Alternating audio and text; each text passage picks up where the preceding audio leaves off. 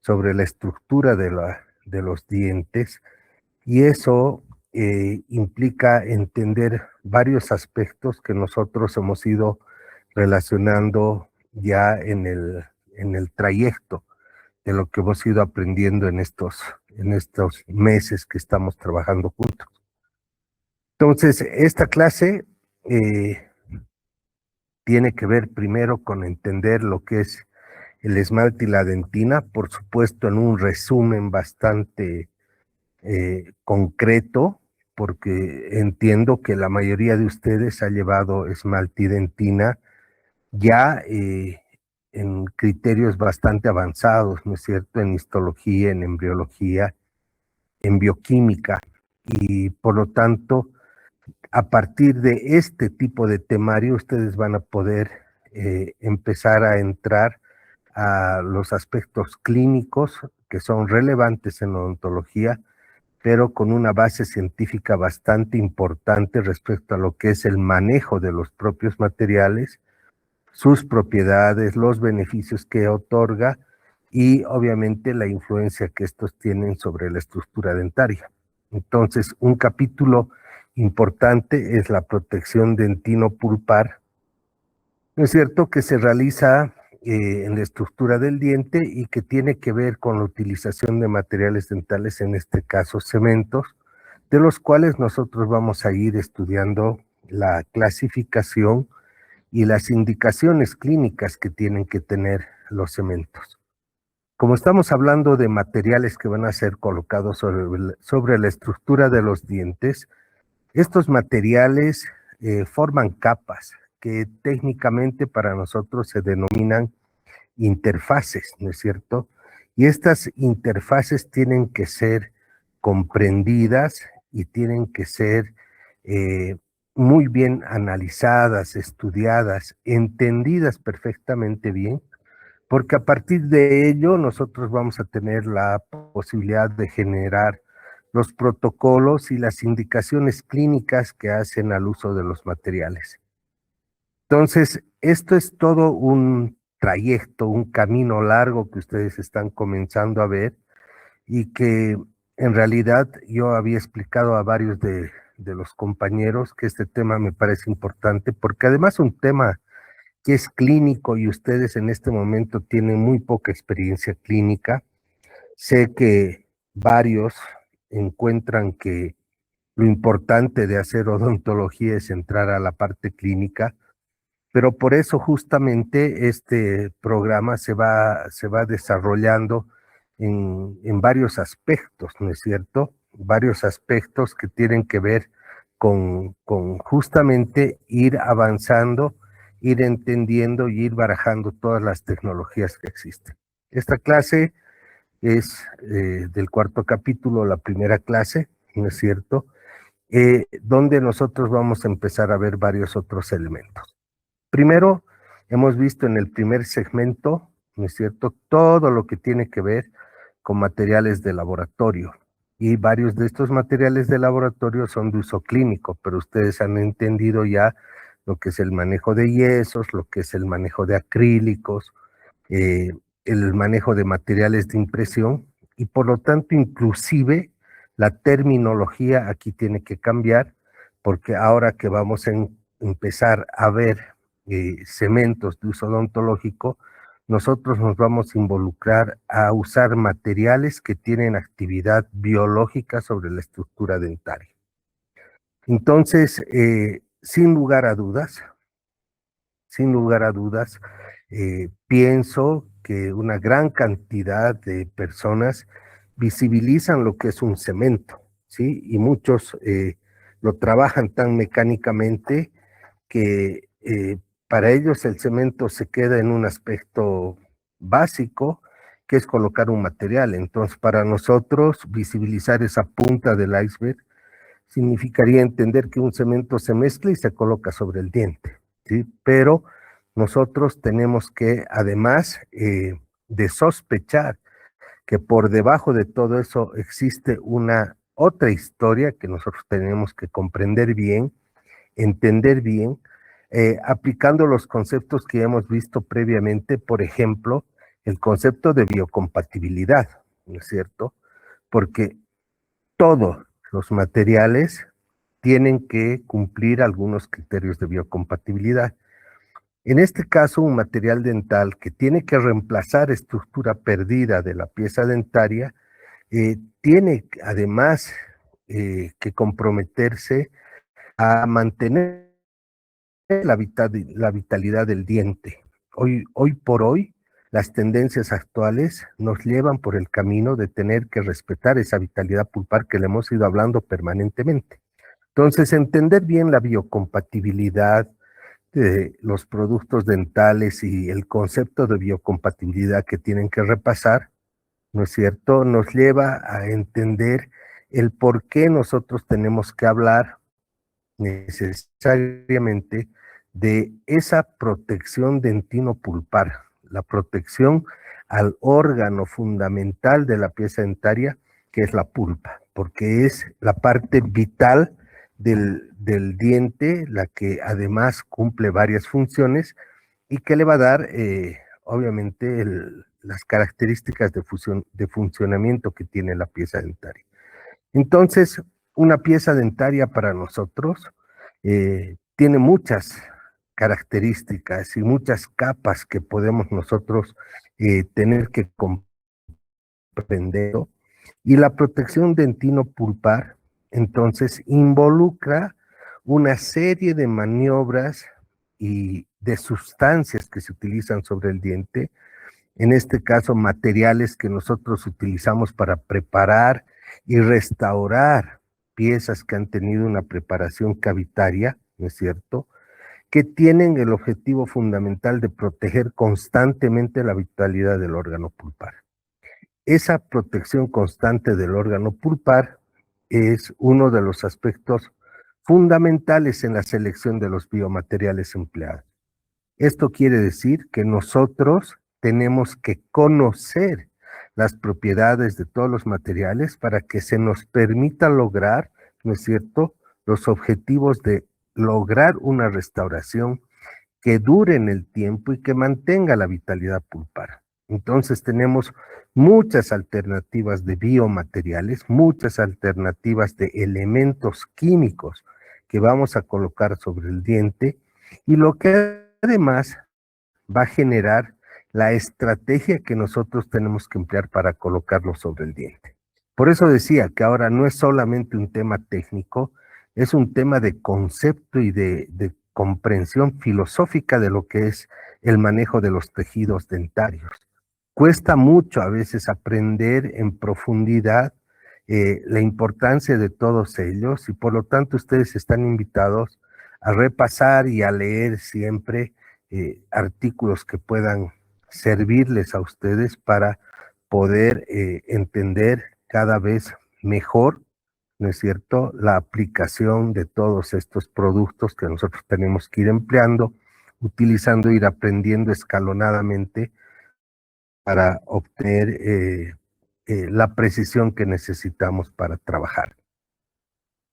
Es así entonces que han llevado ustedes, ¿no es cierto?, en sus cursos básicos, que ahora estamos haciendo una transición, han llevado ustedes lo que es la estructura dentaria fundamental, ¿no es cierto?, y esa estructura dentaria fundamental que a nosotros nos sirve para entender cómo está construido el diente, cómo éste se ha desarrollado, y todas las partes que lo involucran, ¿no es cierto?, al diente, el esmalte, la dentina, que se divide en una dentina coronal y en una dentina radicular, fundamental en su comprensión para entender las estrategias y protocolos que nosotros tenemos que utilizar al momento de elegir, por ejemplo, un producto como el cemento que tiene que ser compatible con la estructura dentinaria, porque nosotros tenemos cemento también en la pieza dentaria como una parte integrante y que muchas veces no se explica ni se toca en los conceptos de adhesión sobre la estructura dentaria. Y por último tenemos a la pulpa, el elemento que hay que respetar, el elemento que nosotros tenemos que mantener vivo, porque a través de ello nosotros vamos a lograr el concepto de lo que es protección dentino-pulpar. Y todo este elemento, incluyendo el hueso y el ligamento periodontal, forman un complejo biológico que, limitado a la estructura dentaria, se denomina complejo dentino-pulpar. Ese complejo dentino-pulpar, que tiene esmalte, dentina, pulpa, ¿no es cierto?, debe ser protegido permanentemente. Para eso ustedes han estudiado y han leído fundamentalmente lo que es la estructura, por ejemplo, del esmalte. La estructura del esmalte que ustedes han llevado, porque estas son fotografías que han sido realizadas en la cátedra de histología y que han sido cedidas por la doctora Labadench, ¿no es cierto? Muestra, por ejemplo, acá con un aumento X, creo, no recuerdo bien si es de 40 o 400X, ¿no es cierto? Un diente que ha sido desgastado, pero que no ha sido tincionado, y donde se observan los penachos de Linderer, por ejemplo, ¿no es cierto?, que son penachos y elementos que resultan de los cambios bruscos en la dirección de los prismas del esmalte. Estos se conforman en láminas onduladas en varios planos, ¿no es cierto?, que pueden ser observados en láminas histológicas para identificar las diferentes formaciones que existen en el esmalte. Entonces, estos elementos que se ven en histología, muchas veces hay que aprenderlos de memoria, saber los nombres, ¿no es cierto?, pero hay que entenderlos porque obviamente ellos van a, a demostrar lo que nosotros podemos hacer en el esmalte y qué alternativas de éxito tenemos en el esmalte si consideramos, por ejemplo, los penachos del Linderer. Pero así como nosotros podemos ir viendo estos elementos, ¿no es cierto?, tenemos también por debajo a la dentina.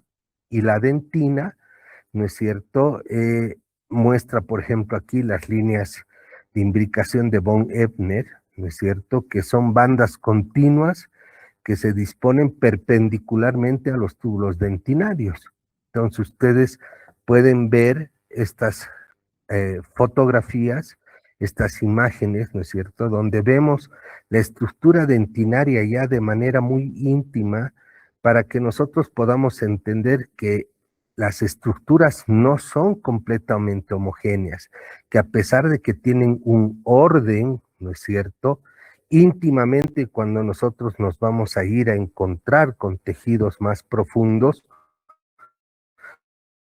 nosotros vamos a entender todos estos elementos que pueden estar ocurriendo y que pueden tener cambios, ¿no es cierto?, en las imágenes que nosotros vemos. Entonces aquí ustedes pueden ver, por ejemplo, la dentina, túbulos dentinarios, aquí está la dentina, túbulos dentinarios, perdón, la pulpa, túbulos dentinarios y la pulpa dentaria, que presentan la zona que ustedes han estudiado permanentemente, que es la zona odontoblástica. Esa zona odontoblástica que tiene células especializadas, ¿no es cierto?, dispuestas en un orden tal que van a formar, y tienen importancia porque van a formar los diferentes tipos de dentina que empiezan a generarse a través de la vida del diente y la vida del paciente, ¿no es cierto? Esto está por dentro de lo que es la predentina, y entonces ahí ustedes pueden recordar de ver las zonas de Weil, las zonas celulares que existen y que generan este dinamismo que tiene la dentina en el momento de su formación.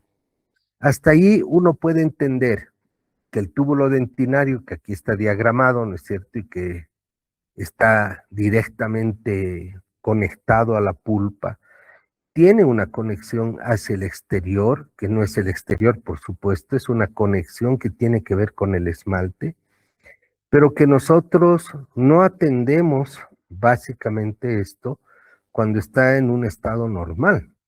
Entonces, tenemos además que aprender a interpretar algunos elementos que tienen que ver, por ejemplo, con la caries y los cambios histológicos que que van ocurriendo a través del tiempo cuando estos tejidos se han enfermado y cuando estos tejidos sufren lesiones, que son lesiones que nosotros tenemos que aprender a revertir porque estas lesiones afectan a todos estos túbulos dentinarios, ¿no es cierto?, que nosotros tenemos que entender y comprender sin necesidad, sin la posibilidad de ver microscópicamente la dentina en cada tratamiento que hacemos. Tenemos que aprender prácticamente de memoria y de alguna forma mecanizarnos en el trabajo que hacemos, entendiendo que lo que ocurre aquí adentro,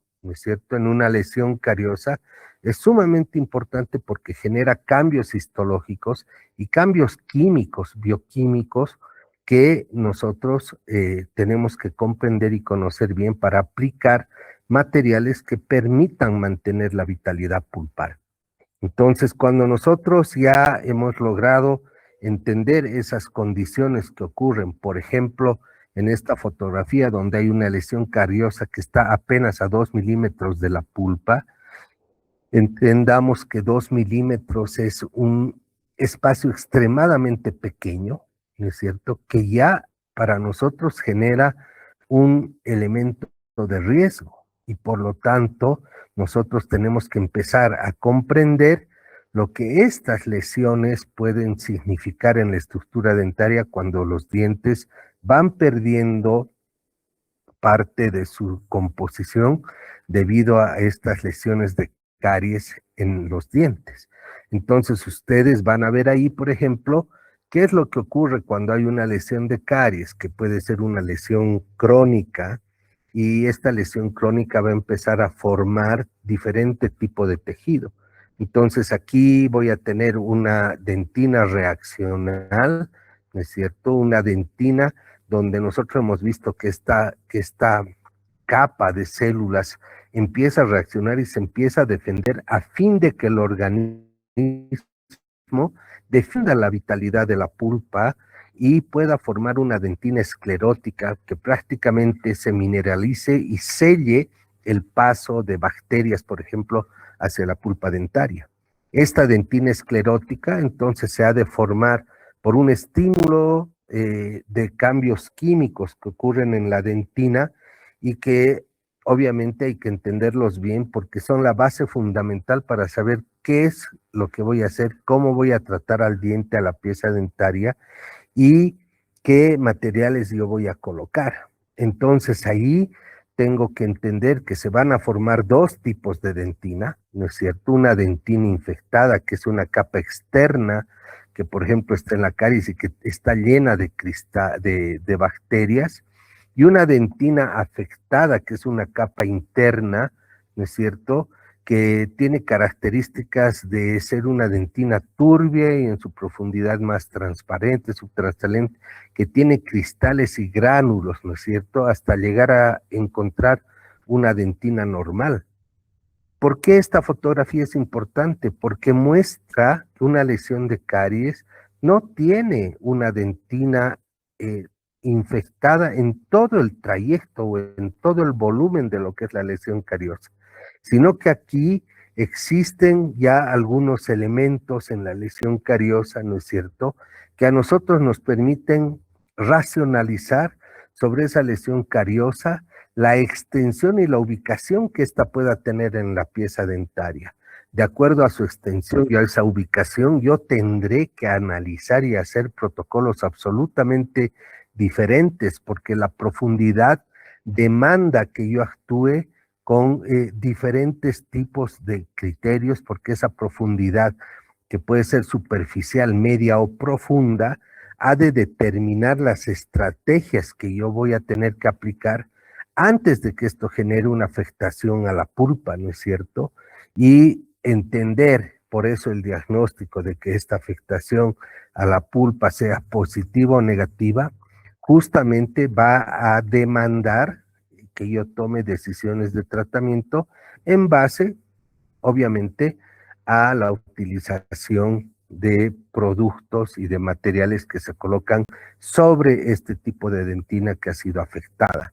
En algunos casos, ya hoy en día, o bueno, hace tiempo ya, se está hablando de no retirar la dentina afectada y de trabajar con determinados tipos de materiales para no llegar a generar una comunicación obvia, ¿sí? Con la pulpa a través de la preparación biomecánica que hace el dentista. Entonces, por eso, entender la química, la bioquímica de esta parte de la estructura dentaria, implica el hecho de tener que tomar decisiones de tratamiento para saber qué voy a hacer. Para eso, las imágenes radiográficas, por ejemplo, son absolutamente importantes porque la imagen radiográfica me va a mostrar en algún momento en qué nivel de profundidad está la lesión y yo tendré que ir comprendiendo y entendiendo qué es o dónde está la lesión, cómo se involucra la lesión, aunque yo no vea que llega la pulpa, tengo que entender tridimensionalmente la imagen para saber dónde ha llegado la lesión y cómo se puede involucrar con la pulpa, que tiene también límites definidos. Entonces, la anatomía dentaria, la embriología y la histología me muestran el camino que yo debo considerar, entender bien para poder aplicar los criterios clínicos después. Entonces, no es solamente la preparación de una cavidad, el diagnóstico y radiográfico clínico que uno haga, sino generar el criterio para entender bien cómo voy a atender estos casos y cómo tengo yo que entenderlos necesariamente para aplicar. Entonces, vuelvo a repetir, ¿no es cierto?, que cuando nosotros trabajamos clínicamente podemos ver muy de cerca una lesión, pero jamás la vemos microscópicamente y tenemos que imaginarnos todo lo que puede ocurrir en un rango, por ejemplo, de una caries media que puede estar a 3 milímetros de la pulpa y que eso significa ya que esto puede haber llegado a otro nivel, ¿no es cierto? Entonces, para eso nosotros tenemos que entender perfectamente bien lo que es la composición química de la estructura dentaria, ¿no es cierto? Y aprender también los límites de dónde puede existir lesión, cambios químicos y dónde se guardan eh, las bacterias, en qué áreas están las bacterias, cuál hasta dónde alcanza el cuerpo de la lesión y estos cuerpos bacterianos que pueden ingresar directamente a la pulpa, cómo se involucrarían totalmente. Entonces, trabajamos sobre espacios sumamente reducidos, ¿no es cierto? Espacios muy pequeñitos en los cuales nosotros tenemos que aprender a manejar productos que no lesionen la vitalidad de la pulpa. Entonces, aquí entra el concepto de biocompatibilidad. La biocompatibilidad que podría significar eh, en un concepto bidireccional que el material que yo puedo colocar sobre el diente, ¿no es cierto?, puede afectar a la vitalidad pulpar y las características del diente pueden afectar al producto, al material que voy a colocar. Entonces, con elementos, con este tipo de consideraciones, uno tiene que empezar a ver qué es lo que realmente conviene hacer cuando tenemos una lesión cariosa y tenemos apenas 1 milímetro para trabajar. Por eso el dentista corre extremados riesgos a veces al tratar de salvar una pieza dentaria y muchas personas no salvan, no se molestan, no se incomodan o no toman el riesgo de mantener la vitalidad pulpar y obviamente pues se involucran y entran dentro de la pulpa y ahí la historia cambia porque aún y a pesar de que en un tratamiento que involucre la pulpa, que en este caso se llama endodoncia, ¿sí? Porque estamos trabajando dentro del diente, también existen conceptos de protección a las estructuras dentarias, de adhesión y de sellado en los dientes con los diferentes materiales que nosotros utilizamos y podemos emplear. Entonces, cuando ya conocemos de todas estas situaciones, ¿no es cierto? Entra una pregunta que es importante que cada uno se haga, ¿no es cierto? Porque cada uno ahora tendrá que hacer una autoevaluación de sus conocimientos respecto a las ciencias básicas que determinan lo que es el profesional odontólogo, y por eso cada uno de ustedes tendrá que entender o poder responder cuál es el rol, ¿no es cierto?, que cumple el odontólogo frente a lesiones dentarias, ¿no es cierto? Estas lesiones dentarias que acabamos de ver pueden ser bacterianas. Entonces, ¿cuál es el rol que como profesional yo tengo? ¿Cuál es el rol que como estudiante yo juego frente a este tipo de lesiones dentarias? Ello implica una responsabilidad de tratamiento porque voy a trabajar con seres humanos y básicamente y fundamentalmente ese rol y esa responsabilidad implica el hecho de que nosotros tenemos que aprender perfectamente bien a aplicar los diferentes protocolos. Ya hemos hablado de protocolos para muchas acciones que nosotros tomamos y obviamente parte de esos protocolos son elementos que nosotros tenemos que empezar a aplicar, comprender para poder entender bien. Entonces es un resumen básico, introductorio, de los fundamentos y justificaciones que existen y que tienen que ustedes comprender y entender bien para poder hacer una odontología de máxima calidad. ¿Qué hacemos los dentistas cuando nos encontramos frente a una lesión, frente a una fractura o un desgaste? ¿Sí? Nosotros como odontólogos, primero, generamos procesos de conformación geométrica de las piezas dentarias, que en este caso se llaman cavidades. Lo que ustedes han empezado a preparar es una cavidad clase 1 que han hecho en los dados, por ejemplo, para poder entender que esa perforación que ustedes hacen, así vulgarmente llamada, ese hueco que ustedes preparan eh, en la estructura dentaria, tiene un nombre y se llama cavidad. Entonces, ¿qué es una cavidad? ¿No es cierto? ¿Qué es esa cavidad? Es la alteración mecánica de un diente. Alteración mecánica de un diente quiere decir que yo utilizo una serie de instrumentos rotatorios que cortan la estructura dentaria para darle una forma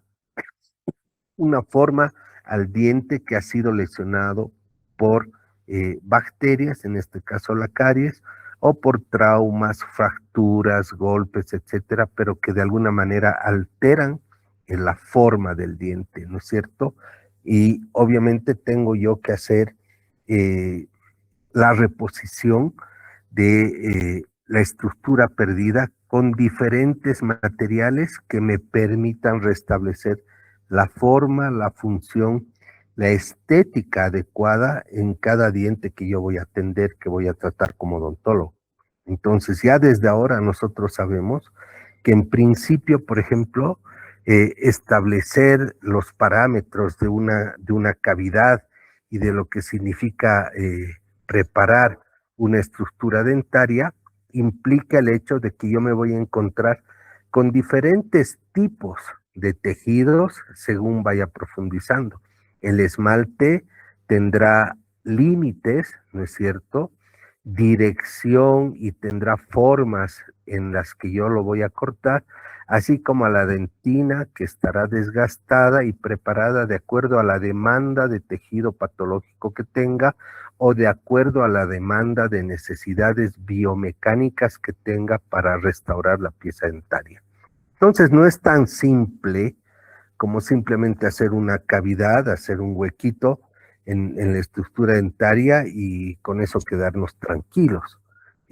Jugamos y tenemos que resolver problemas que tienen que ver con la profundidad de una pieza dentaria, con los tipos de materiales que nosotros vayamos a colocar, con el lugar donde los vamos a colocar, y todo eso ha sido clasificado y determinado, ¿no es cierto?, por personas que le han dado un nombre a todo este tipo de cavidades.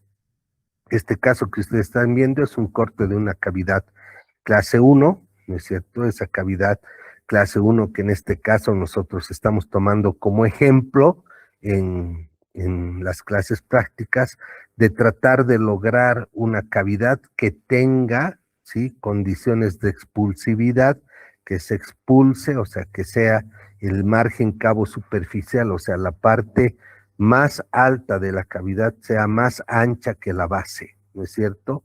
Y ustedes aquí pueden comprender que la anatomía de la cavidad pulpar, de la cámara pulpar, cuernos pulpares que están relacionados con muchísimos elementos que vamos a ir viendo, seguramente los van a ir aprendiendo en la operatoria dental, tienen que ver, por ejemplo, con los límites que uno tiene que tomar. Entonces, ya cuando nosotros trabajamos sobre una estructura dentaria, tenemos que dominar perfectamente bien los límites que uno tiene que tener al momento de preparar, porque fácilmente nos podríamos involucrar con la pulpa y eso genera cambios en la estrategia restauradora y cambios en la utilización y orden de utilización de determinados materiales. Entonces, por eso inclusive les he pedido una determinada fresa. Estas son imágenes que han sido facilitadas en sus redes sociales, ¿no es cierto?, en el Telegram, para que ustedes vayan entendiendo bien qué es lo que necesitamos hacer y cuándo utilizamos una fresa y de qué forma tiene que ser la fresa, qué angulaciones tiene ya previstas para poder generar esa cavidad expulsiva que nos ha de servir para el entrenamiento con las diferentes técnicas y materiales y cementos que vamos a utilizar. Más allá de ello, obviamente el diente, ya desde el punto de vista histológico, tiene pues por supuesto diferentes niveles de densidad tubular en la dentina, y habrá menos densidad tubular cuanto más superficial sea la cavidad, y mucha mayor densidad, mucha más cantidad de túbulos dentinarios y aperturas que van directamente hacia la pulpa, cuanto más profunda sea. Estos elementos son los que me permiten a mí entender cuándo debo utilizar una base, cuándo debo utilizar un determinado tipo de producto que me permita aislar y entender bien qué es lo que tiene que hacer el material en este caso. El material y todo lo que nos ha de ocupar estas próximas semanas para entender bien qué es la protección dentino-pulpar y cómo nosotros utilizamos. Entonces, para hacer protección dentino-pulpar, el análisis bioquímico, morfológico y el análisis estructural de todas las piezas dentarias y la profundidad que ésta tiene cuando nos involucramos con sus tejidos es sumamente importante para entender qué es lo que vamos a hacer. En el próximo esquema ustedes han de comprender bien para qué nos podría servir una base. Ustedes vean en la parte de aquí abajo, esto representa la dentina, ¿no es cierto? Y esto que ven ustedes en amarillo con unas esferas rojas pequeñas, viene a representar lo que es el cemento o el producto o el material odontológico como tal. Esto significa, ¿no es cierto?, que aquí este producto funciona como un aislante. Ese aislante, ¿sí?, protege a la pulpa de elementos eléctricos, químicos o térmicos que pudiesen afectar a la vitalidad de la pulpa.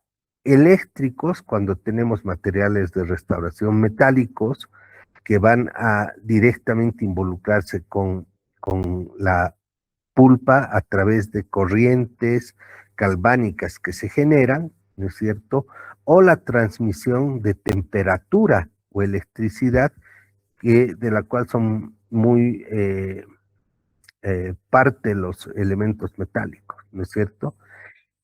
Y tenemos aislantes químicos, porque la mayoría de los productos que utilizamos tienen una reacción química que podría afectar a la vitalidad pulpar a través de partículas o elementos que quedan sueltos, moléculas, ¿sí? Elementos químicos que podrían entrar por los túbulos dentinarios y lesionar a la pulpa dentaria.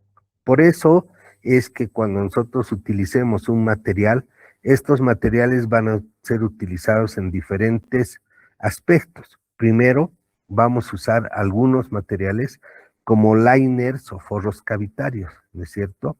Este tipo de productos ha ido naciendo la posibilidad de empezar a utilizar liners, incluyendo barnices que se utilizaban antes y que hoy día ya básicamente no se utilizan, no se emplean, ¿no es cierto? Porque ya a partir de 1950 ha empezado a ver el concepto de proteger la pulpa con un forro cavitario, ¿sí? Entonces, este tipo de recubrimiento, cuando es liner o forro cavitario, no debe superar los 0,5 de milímetro, o sea que es una pequeña línea de pequeño espesor que se coloca sobre la base de la cavidad que nosotros vamos a trabajar. Entonces, hoy por hoy se reconocen las siguientes acciones básicas. El sellador cavitario, a aquellos materiales que producen liberación de flúor, que también se convierten en materiales de protección dentino-pulpar, la adhesión, que es el primer sistema hoy en día en la actualidad de protección dentino-pulpar, ¿no es cierto? Y materiales que tienen una acción antibacteriana y que promuevan la recuperación de la pulpa. Todos esos elementos, ¿no es cierto?, generan la acción básica de propiamente generar la defensa de ese complejo dentino pulpar. Entonces el liner para nosotros es una pequeña base que se puede colocar en el fondo de la cavidad o bien en todas las paredes de la cavidad, ¿sí? Eso quiere decir que es una capa fina, ¿no es cierto?, de material que nosotros vamos a colocar exprofesamente, ¿no es cierto?, para que este producto actúe de diferentes formas en la pieza dentaria, ¿sí? Esta capa fina de material se utiliza para modificar orgánicamente el sustrato, entiéndase por sustrato todo lo que es la estructura dentaria que estamos hablando, donde vamos a colocar nosotros un material y obviamente este producto como liner además va a generar un proceso mecánico, ¿no es cierto?, que se identifica como una amortiguación de la base o de la restauración que pueda venir por encima, ¿no es cierto? Estas condiciones mecánicas, ¿no es cierto?, o de modificación orgánica del sustrato, han de permitir que nosotros podamos colocar por encima diferentes tipos de materiales adecuados al concepto, a la filosofía, a la técnica, a la estrategia, al protocolo que pueda significar la restauración del diente. Por lo tanto, ese liner va a actuar siempre como un protector pulpar, ¿no es cierto? Y especialmente cuando nosotros utilizamos productos que tienen que ser colocados de manera puntual sobre una determinada zona. Cada cemento entonces ha de tener la posibilidad de que nosotros podamos trabajarlo de manera específica, primero generando capas muy pequeñas y muy delgadas, ya sea en la base o en todas las paredes de una cavidad y que nos permitan a nosotros hacer o cumplir con estos tres preceptos que son el de protección dentino-pulpar. Pero cuando nosotros hemos visto algunas fotografías histológicas, por ejemplo, de que la lesión de la caries puede estar muy próxima al órgano dentino pulpar, a uno, a una de sus cuernos pulpares, alguna zona, ¿sí? Yo puedo dejar algún producto directamente en esta zona, ¿sí? Directamente en esta zona. Entonces, al dejar el producto directamente en esa zona, eso se convierte en una técnica que se llama protección dentino-pulpar directa focalizada, ¿sí? Esto que ustedes acaban de ver, ese punto rojo que ha bajado directamente a un lugar al que esté más próximo a la pulpa dentaria, es el que se identifica como un material de protección dentino-pulpar directa focalizada, ¿sí? Y que obviamente va a trabajar más o menos en los espacios sugeridos de 1 milímetro. Es decir, prácticamente en la pulpa, directamente en la pulpa. Como está muy cerquita la pulpa, va o tiene que ser un producto que estimule la formación de tejido dentinario de defensa, una dentina reparativa, una dentina reaccional. Ustedes han de tener que determinar cuál es la clasificación de dentina que más se acomoda al concepto que estamos explicando, porque también existen escuelas y varios profesores que pueden denominar de manera diferente este fenómeno. Entonces, así, obviamente, ustedes van a tener una gran posibilidad de atender piezas dentarias, ¿no es cierto?, que tienen lesiones en diferentes tipos, de diferentes tipos, profundidades o en diferentes áreas del diente. Y ahí entra el concepto hoy en día de poder restaurar las piezas dentarias sin necesidad de tener que unirlas, ¿no es cierto?, para evitar perder estructura dentaria. Entonces, hoy por hoy nosotros tratamos de hacer reparaciones aisladas, tratando de mantener tejido sano en la mayor cantidad posible, entendiendo los conceptos y los principios básicos de la restauración, que está basada en la utilización, por supuesto, de materiales.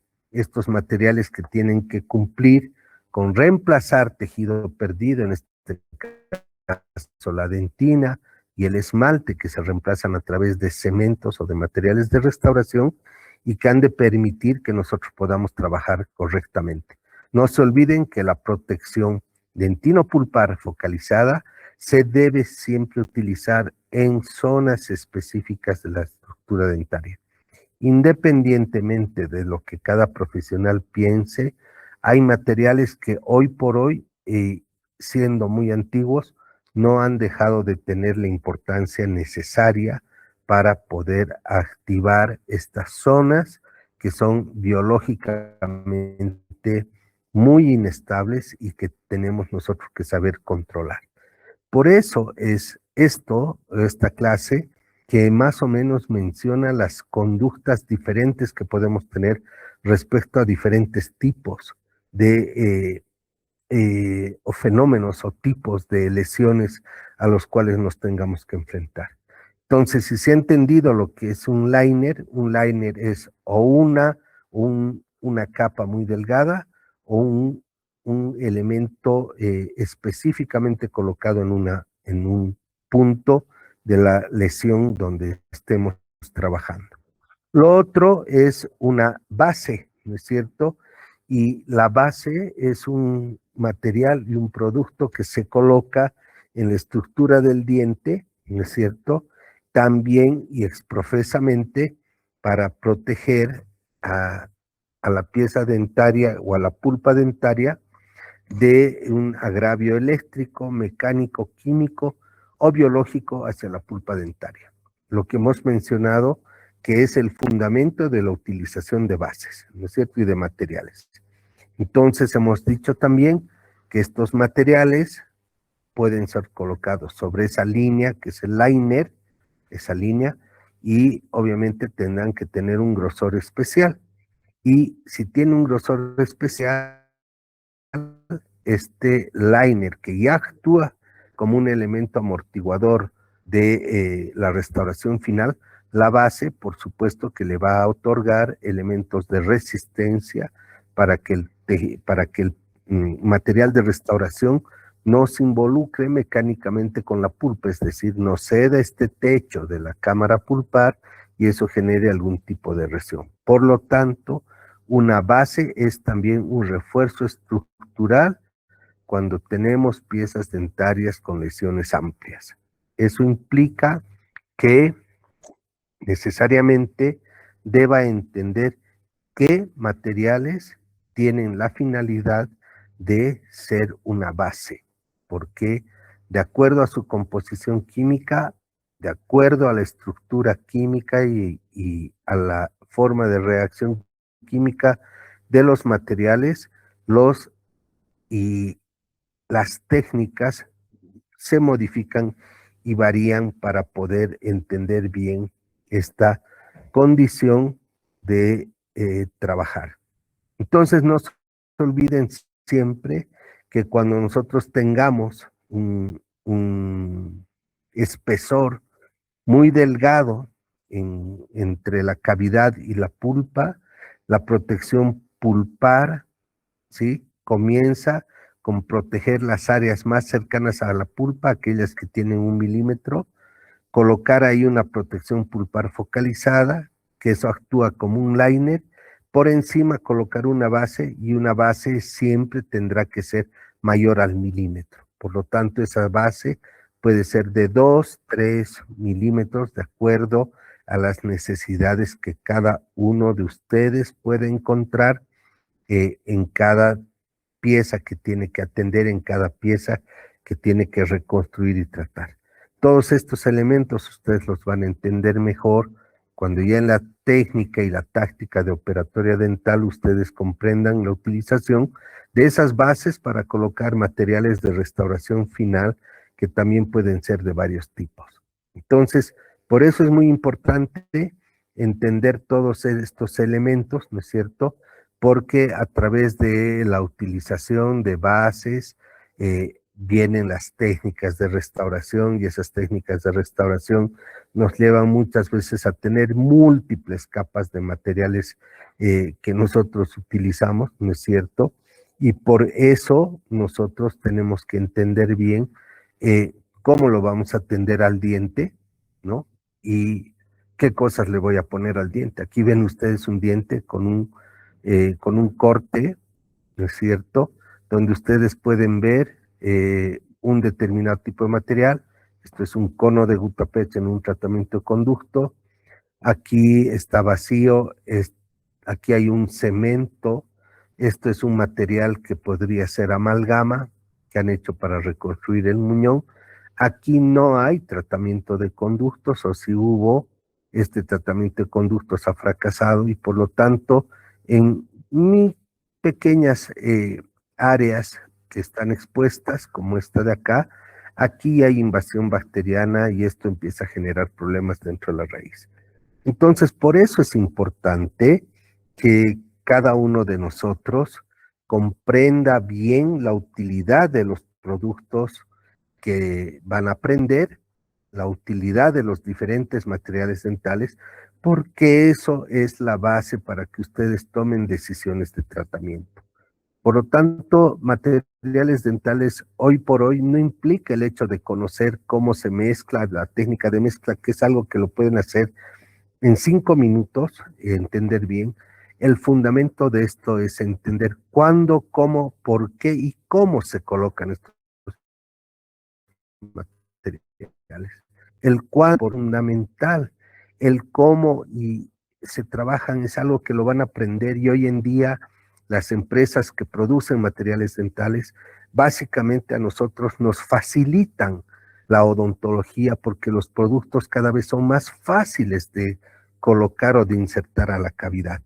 Por lo tanto, para que ustedes se vayan formando, lo primero que tienen que comprender en base a la lectura que hagan es algo que van a ir construyendo en el tiempo, en su conocimiento, en su curva de aprendizaje, y es llegar a tener un diagnóstico asertivo, un diagnóstico real de lo que le pasa al paciente. De ahí van a utilizar ustedes bases o liners y van a escuchar conferencistas, gente, profesionales, que algunos dicen que la base y los liners ya no se utilizan, ya no se emplean. Entonces nosotros, para tratar de entender esa situación, ¿no es cierto? Tenemos que entender bien la biología de la estructura dentaria, porque eso no ha cambiado con la tecnología. La biología, la forma como reacciona una célula que genera un sistema de defensa como lo es el de la pulpa dentaria, la forma en cómo reacciona la dentina, ¿no es cierto?, a los cambios que ocurren en la vida del diente, porque éste tiene que trabajar, ¿no es cierto?, de acuerdo a los hábitos del paciente, la forma en cómo el diente se comporta, no han cambiado con las tecnologías. Son las tecnologías las que han ido a adecuarse al mayor conocimiento que hoy día tenemos de las estructuras dentarias. Entonces, por supuesto que esto es algo que a mucha gente por ahí no le llama la atención, es algo que puede ser muy complejo de entender, pero es algo que ustedes tienen que saber, porque después de esto ustedes tienen que usar materiales de restauración, donde básicamente está la proyección del éxito de sus tratamientos, ¿no es cierto? Entonces esa proyección del éxito de sus tratamientos simplemente significa comprender el diente, ¿no es cierto? Y al comprender el diente, entender que nosotros vamos a tener siempre dos caminos para actuar, ¿sí? En una filosofía de enseñanza y de vida, ¿sí? A nosotros la vida siempre nos ha de presentar dos caminos para actuar, ¿no es cierto? Y hay un autor que se llama Edward Mondrake, ¿no es cierto? Eh, quien en un mito del siglo XIX mostraba que el ser humano tenía una segunda cara humana, ¿no es cierto? En la parte posterior de su cabeza, si ustedes investigan un poquito. Y esto en la actualidad, en una versión más moderna, ¿no es cierto?, muestra una cara de ellas que es la cara futurista, ¿no es cierto?, que esa cara futurista podría ser en el futuro la inserción de un implante de la cibertecnología, dispositivos de la realidad virtual que hoy día se utilizan, ¿no es cierto? Mientras el otro sería el rostro que mira hacia la naturaleza y que responde a los criterios biológicos que uno tiene que comprender. Por lo tanto, con esto quiero decir, tenemos siempre la oportunidad de ver las cosas en esos dos rumbos, en esos dos caminos paralelos que nos van a mostrar las dos caras que podemos tener nosotros y así lograr identificar algunos elementos, ¿no es cierto?, de lo que es la odontología. Hoy día ustedes son parte, ¿no es cierto?, de entender la odontología de una forma. Yo estoy tratando de involucrarlos a esa filosofía de entender cómo yo hago la odontología, ¿no es cierto? Porque llego a un punto en el entendimiento de mi formación que sé que lo que yo puedo plantear es algo con lo que me ha ido bien a mí y por lo tanto eso trato de enseñarlo.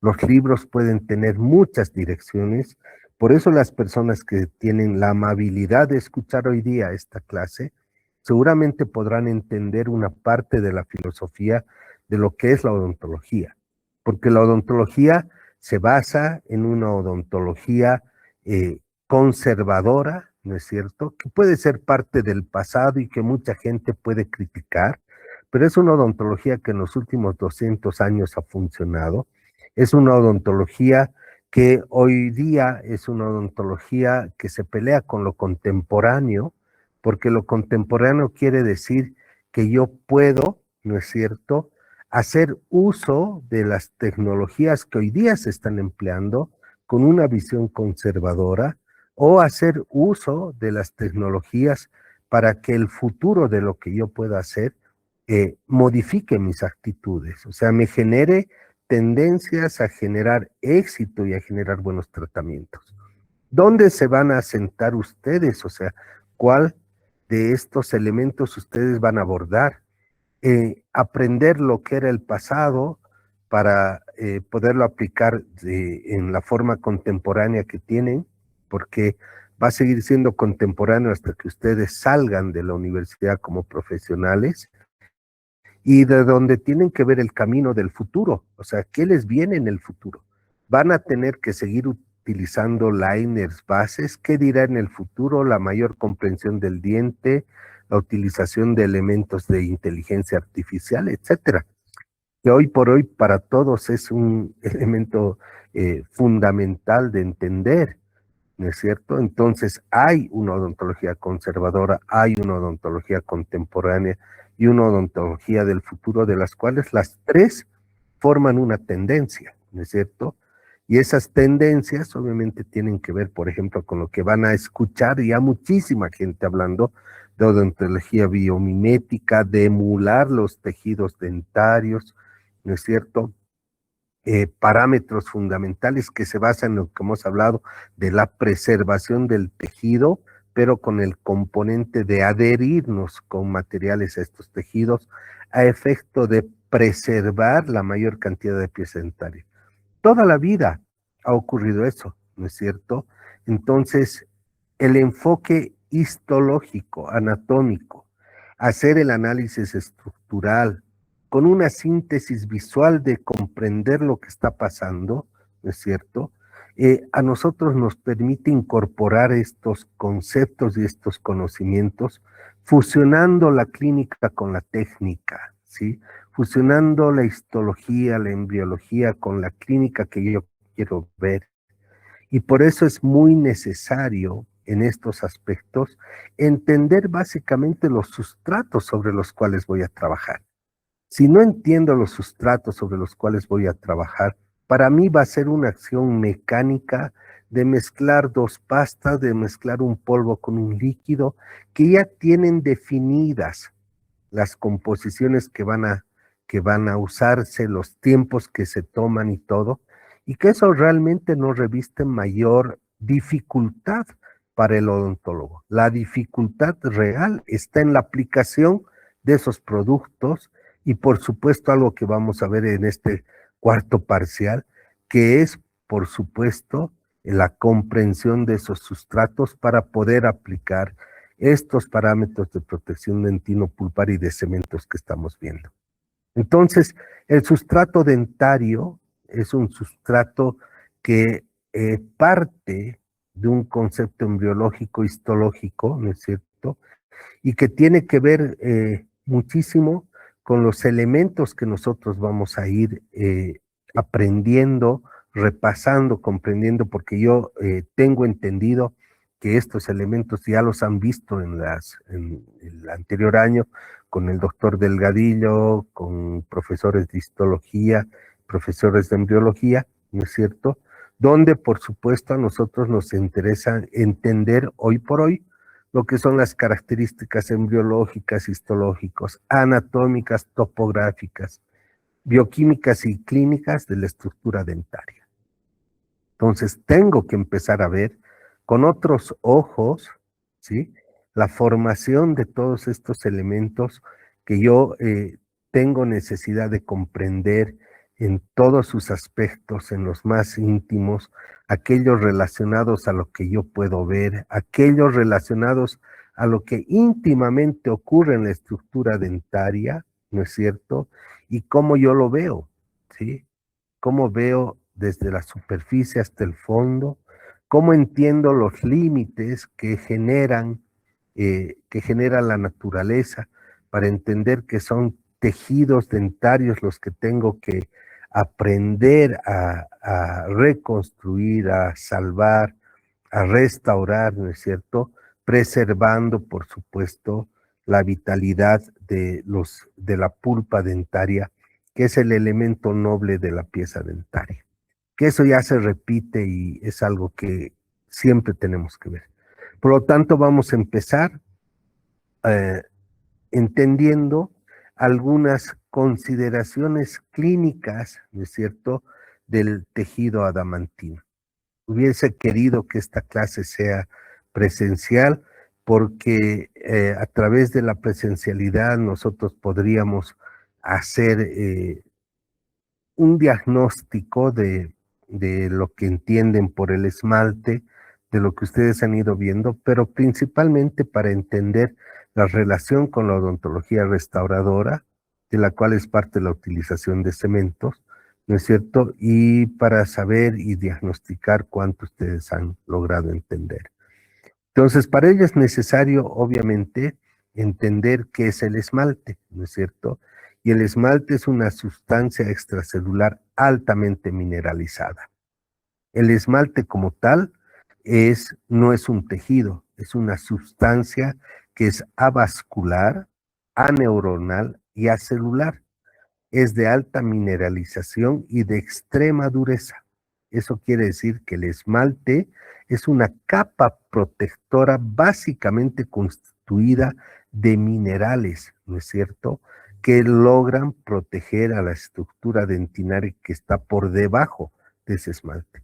Por lo tanto, el esmalte ha de tener, obviamente, diferentes formas, diferentes grosores, diferente constitución de acuerdo a la zona donde este esmalte vaya a tener que ser trabajado. Porque el esmalte es una capa, ¿no es cierto?, de una sustancia tan dura, pero a la vez frágil, que solamente reacciona el esmalte ante noxas. ¿Y qué quiere decir una noxa? La noxa es aquello que va a dañar a la estructura del esmalte. Entonces, esas noxas pueden ser químicas, pueden ser mecánicas. Por ejemplo, las personas que utilizan energizantes o que mezclan energizantes con bebidas alcohólicas, que hoy entiendo están de moda, generan un cambio de pH en su estructura dentaria donde el esmalte reacciona perdiéndose. Entonces, esa noxa, que es una noxa química, ¿no es cierto?, lo único que hace a través de ya obviamente elementos físicos, biológicos que se involucran en estos aspectos, ¿no es cierto? Lo único que hacen es generar una pérdida de sustancia. Esa pérdida de sustancia adamantina es algo que nosotros tenemos que precautelar y proteger, porque hay que entender bien que el esmalte, por ser una sustancia con un endurecimiento extremo, lo hace frágil, es decir, que el esmalte se puede fracturar, el esmalte se puede romper así como se rompe un vidrio.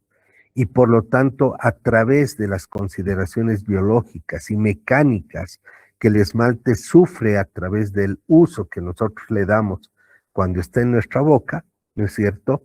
Este esmalte puede tener macrofracturas, o sea, fracturas muy grandes, como las que ven las fotografías, o microfracturas donde empieza a disolverse, a deshacerse el esmalte. Y por supuesto, este esmalte, cuando es un problema biológico, como el de la caries, ¿no es cierto?, lo que hace es perder ese apoyo dentinario y por lo tanto como no tiene elasticidad adecuada, este esmalte se llega a fracturar. Hoy por hoy, entonces, se entiende un poco más de lo que es la estructura adamantina y obviamente con el perfeccionamiento de técnicas histológicas se han descubierto nuevos aspectos de la estructura adamantina.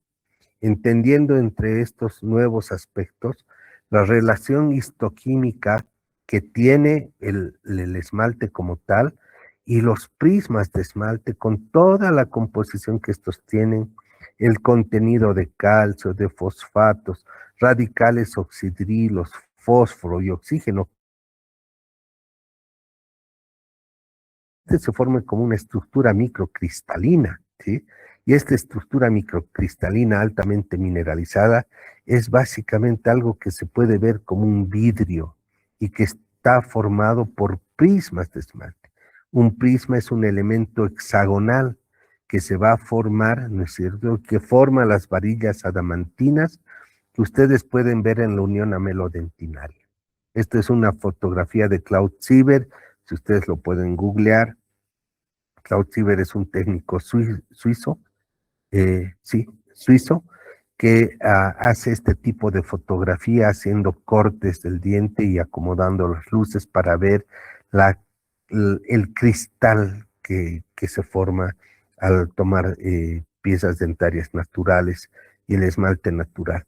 Entonces, uno, al comprender esta imagen, por ejemplo, por lo menos para mí, lo que genera es un respeto eh, enorme a la estructura adamantina, porque sé que más allá de toda la tecnología que yo pueda tener, es muy difícil que pueda lograr reemplazar todo esto que estamos viendo acá.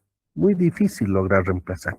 Tengo que reemplazar esto con productos eh, que están relacionados con la mecánica, con la estética y con todo, pero copiar la naturaleza como piensan los biomiméticos, ya desde el punto de vista estructural de cada uno de los componentes del diente se hace muy difícil. Entonces, esto difícil eh, implica el hecho de que nosotros no vamos a poder jamás estructurar un diente con todas las características que tiene el diente, por ejemplo, la iridiscencia que tiene cada diente, ¿no es cierto?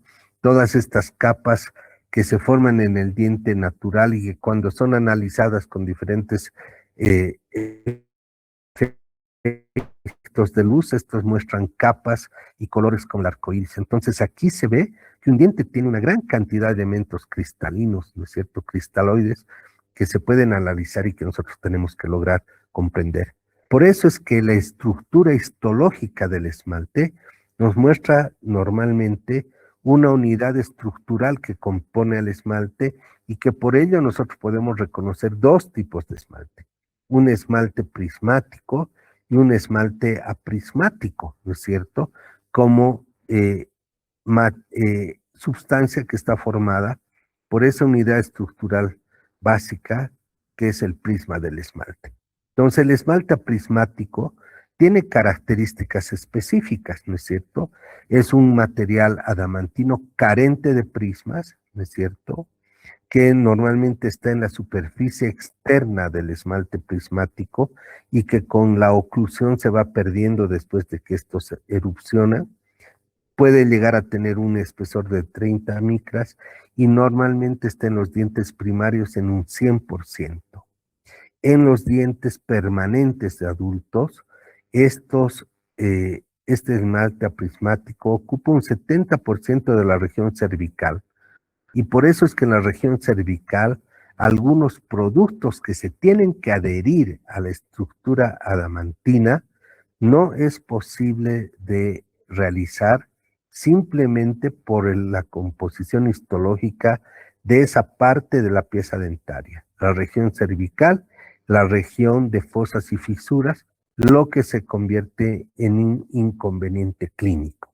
Es decir, que ahí, por la composición del esmalte aprismático, por la característica del esmalte aprismático, no vamos a poder hacer operatoria dental adhesiva, porque no se va a pegar, ¿sí? Entonces eso me lleva a entender que, por supuesto, lo que tengo que tener es un esmalte cuya unidad estructural adamantina sea pues algo que esté presente en la estructura adamantina para que yo me pueda pegar. Entonces, esta clásica forma hexagonal de la unidad adamantina es básicamente algo característico de algunos mamíferos, en este caso el ser humano. Entonces, ahí ustedes pueden ver un diagrama de lo que realmente ocurre dentro de este prisma de esmalte, que hasta hace poco se ha ido viendo simplemente en fotografías histológicas con características que ustedes ya han debido ver, ¿no es cierto? Aspecto ojo de cerradura o como escamas de pescado, ¿no es cierto? Donde nosotros podemos ya ir analizando qué es lo que es realmente el esmalte. Este es una fotografía de esmalte adamantino en el ser humano. Entonces, esto genera la posibilidad de poder entender que estos prismas tienen una anatomía, que hay una cabeza del prisma y una cola del prisma que tienen medidas, 9 micrómetros, 5 micrómetros, y que cada uno de estos está acomodado de forma secuencial y por eso se ve como esto de escamas de pescado, ¿no es cierto? Entonces ahí es fácil identificar las cabezas. ¿Para qué me sirve esto? ¿Para qué? ¿Para qué sirve que yo sepa cuánto mide, ¿no es cierto?, la cabeza del prisma del esmalte, qué diámetro pueda tener, en qué cantidad estos prismas pueden estar dispuestos en el trayecto que puedan tener dentro del esmalte. Simplemente esto sirve para poder entender cuando nosotros hacemos esa preparación cavitaria, qué parte del prisma estamos cortando y qué parte se va a exponer, y sirve para saber si todas las partes que yo he cortado, ¿no es cierto?, van a poder recibir, ¿no es cierto?, sistemas adhesivos. Es decir, si yo voy a tener la posibilidad de pegarme a esa estructura de adamantina, como dice la teoría, que yo me puedo pegar. Entonces, tengo ahí que poder entender que, por ejemplo, las vertientes cuspídeas tienen una determinada dirección y una determinada terminación hacia la profundidad de esos surcos oclusales, que sus varillas adamantinas y la zona prismática superficial se van a exponer y por lo tanto no voy a tener posibilidad de generar un sistema adhesivo adecuado en esas zonas. Entonces, obviamente, cuando estas varillas, ¿no es cierto?, por efecto de los cortes que nosotros hacemos con las fresas de diamante al momento de hacer esas preparaciones, ¿no es cierto?, ya me van a mostrar diferentes zonas y estas zonas también reciben nombres, se llaman parazonas o diazonas de acuerdo a la transversalidad que éstas puedan tener en el momento que nosotros hacemos la preparación cavitaria.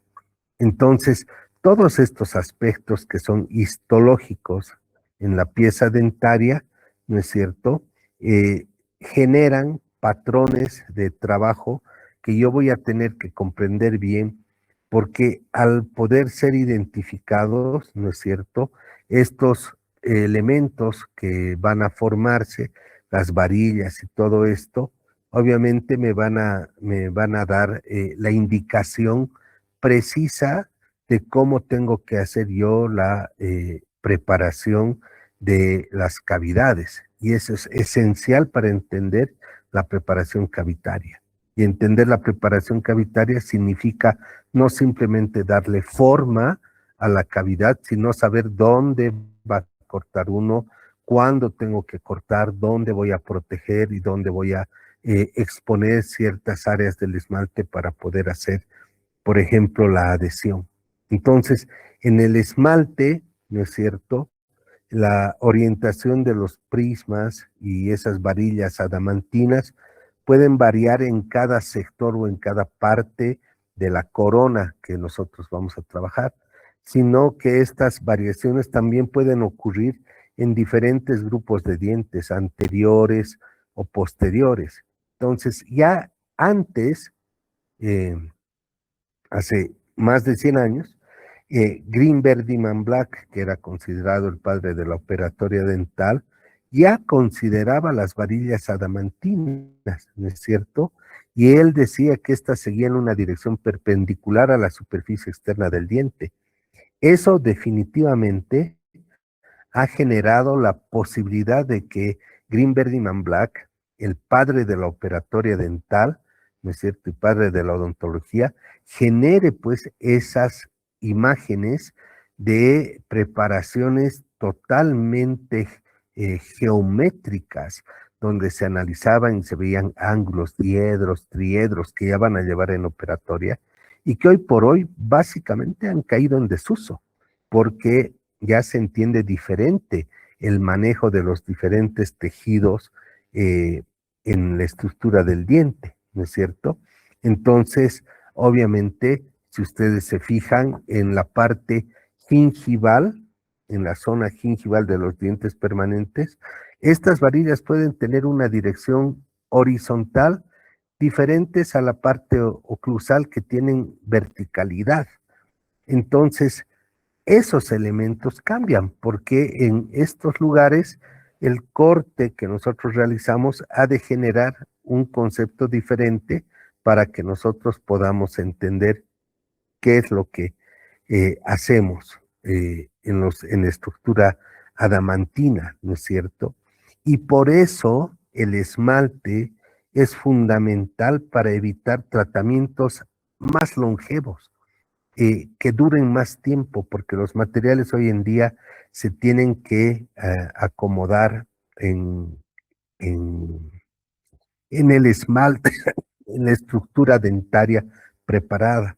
Por lo tanto, en conclusión, lo que nosotros tenemos es que tenemos que considerar el esmalte, la protección de las varillas adamantinas, la adaptación a paredes cavitarias, sea de materiales de restauración, liners o bases, a fin de promover un cierre hermético de las restauraciones. Eso es fundamental y es la batalla que todavía no gana la odontología, que es para evitar la filtración marginal o microfiltración marginal.